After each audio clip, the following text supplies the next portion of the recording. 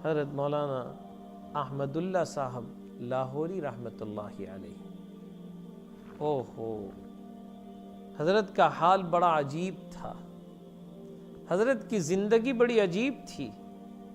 آپ کا تعلق سکھ گھرانے سے ہے۔ کون سے گھرانے سے؟ سکھ گھرانے سے۔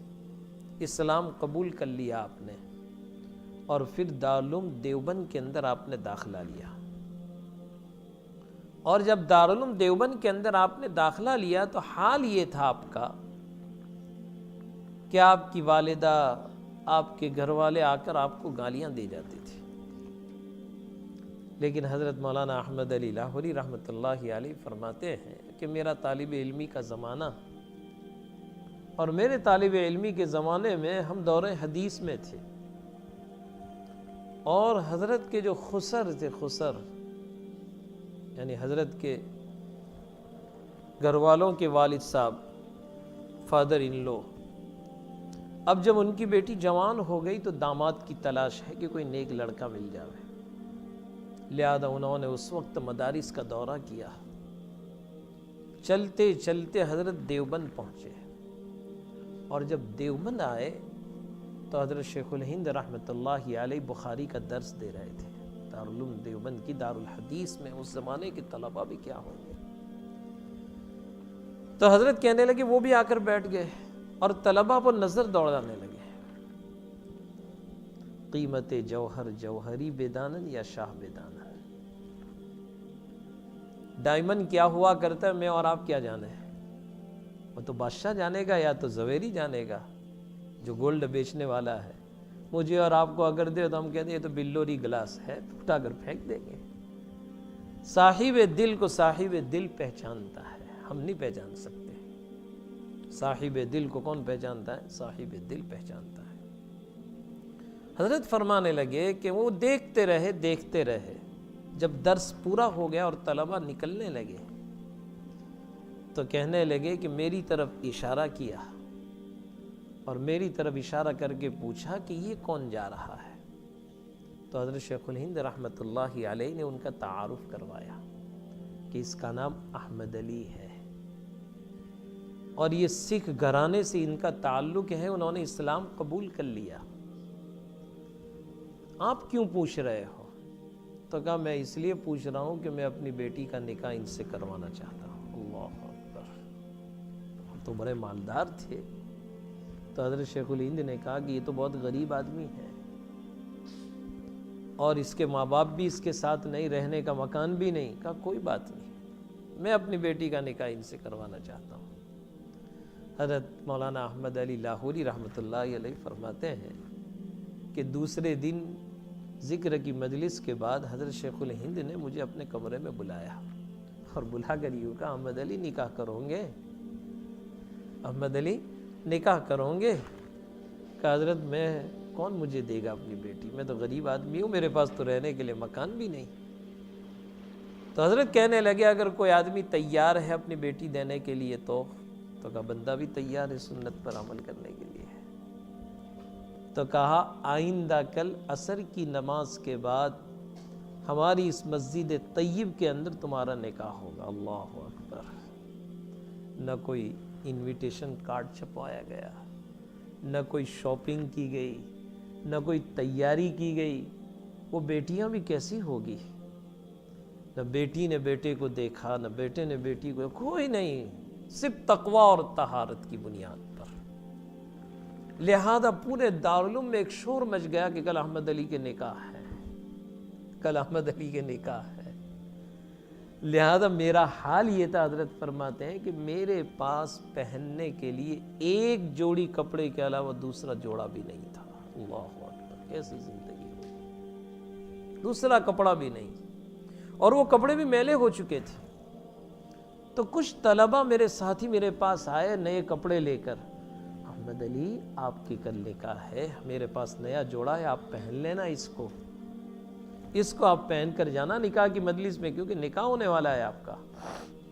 حضرت فرمانے لگے کہ میں کسی کے کپڑے پہن کر نہیں جاؤں گا، میں تو اپنے ہی کپڑے میں۔ تو کہا کپڑے کتنے میلے ہیں، آپ کے خسر دیکھیں گے تو کیا ہوگا؟ تو حضرت خود فرماتے ہیں کہ طلباء بڑے منطقی ہوتے ہیں، تو ایک طالب علم نے رائے دی کہ چلو کوئی بات نہیں احمد علی، کسی کا کپڑا قبول نہیں کرتے ہو تو کم از کم اس کی صفائی تو کر لو، اس کو دھو لو ذرا، تاکہ کپڑا صاف ہو جائے گا۔ حضرت کہتے ہیں میری شامت اور میں نے اس کی رائے قبول کر لی، کہا یہ اچھا مشورہ ہے۔ لہذا دوسرے دن سبق کے بعد میں سیدھا حمام میں گیا، لنگی پہنی اور اپنے کپڑے اتارے اور اس کو دھوئے، اور کپڑے دھونے کے بعد میں حمام سے باہر آئے تاکہ دھوپ میں کپڑے سکھاؤں، لیکن قدرت کا کرشمہ کہ دھوپ تو نکلی نہیں، مزید بادل چھا گئے۔ اللہ اکبر، بادل آ گئے۔ حضرت فرماتے ہیں کہ میں بڑا پریشان کہ اب میں کیا کروں، لہذا میں کپڑے ہوا میں لہرا رہا ہوں کہ سوکھ جائے، اور میری نظر گھڑی کی سوئی پر ہے کہ اچھا کہ ذرا آہستہ آہستہ، لیکن وہ بھی بڑی تیزی کے ساتھ بھاگ رہی تھی۔ میں دعا کر رہا تھا یا اللہ ابھی وقت نہ ہو، ابھی وقت نہ ہو۔ آخر کار وقت آ گیا اور عصر کی اذان کی آواز میرے کانوں میں پڑی، لیکن میرے کپڑے خشک نہیں ہوئے۔ اب میں کیا کروں، میں نے وہی گیلے کپڑے پہن لیے۔ وہی کپڑے پہن کر میں سیدھا مسجد میں پہنچا، اور نماز کے بعد میرے خسر نے جب مجھے دیکھا تو انہوں نے دیکھا کہ کل بھی یہی کپڑے پہنے تھے اور آج بھی یہی، اور گیلے پہن کر آیا ہے۔ ہم اور آپ ہوتے تو کہتے بھائی مجھے منظور نہیں ہے، لیکن وہ اللہ والے تھے، ان کی نظر ظاہر پر نہیں تھی، ان کی نظر باطن پر تھی۔ احمد علی متقی ہے، پرہیزگار ہے۔ حضرت کے متعلق یوں لکھا ہے کہ زندگی بھر حضرت نے کبھی بے نمازی کے ہاتھ کا پانی بھی نہیں پیا ہے۔ اللہ اکبر، پانی بھی نہیں پیا ہے۔ کیسا تقویٰ ہوگا، کیسا تقویٰ ہوگا۔ تو کہنے لگے آج بھی وہی کپڑے پہن کر آؤ، گیلے کپڑے پہن کر آیا ہے۔ خیر، نکاح ہو گئے۔ نکاح ہو جانے کے بعد رخصتی عمل میں آئی۔ اب میرے پاس تو رہنے کے لیے مکان بھی نہیں، تو میں نے دیوبند کے اندر ایک مکان کرائے پر رکھا، اور وہ تو بڑی گھرانے کی۔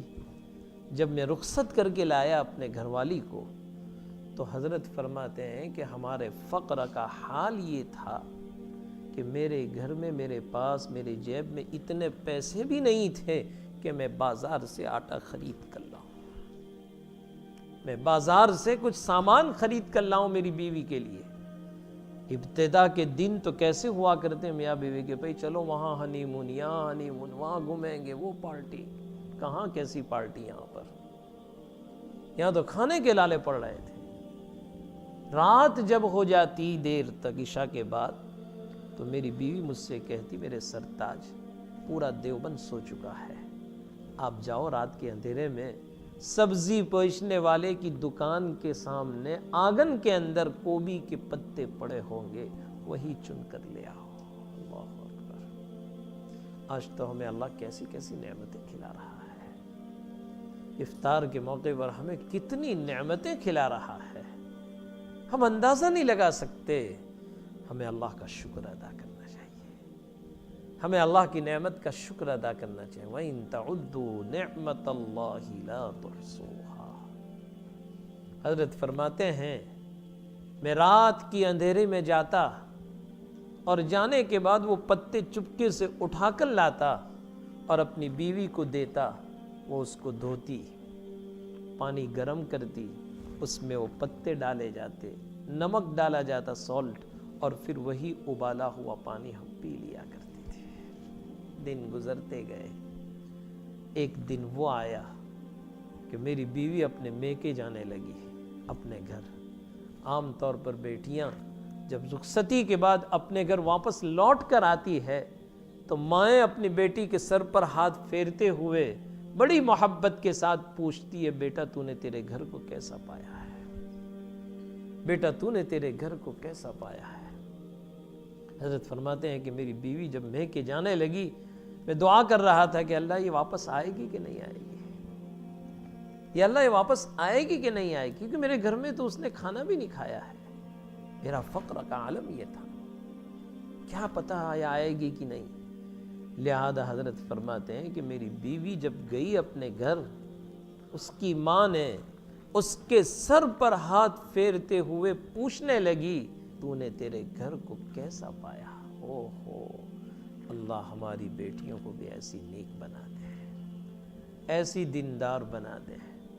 حضرت فرماتے ہیں میری بیوی اپنی ماں سے کہنے لگی ماں میں نے تو آج تک یوں سن رکھا تھا کہ لوگ مرنے کے بعد جنت میں جائیں گے، خدا کی قسم میں تو اپنی زندگی میں جنت میں پہنچ چکی ہوں، میں تو اپنی زندگی میں جنت میں پہنچ چکی ہوں، کوئی شکوہ نہیں، کوئی شکایت نہیں۔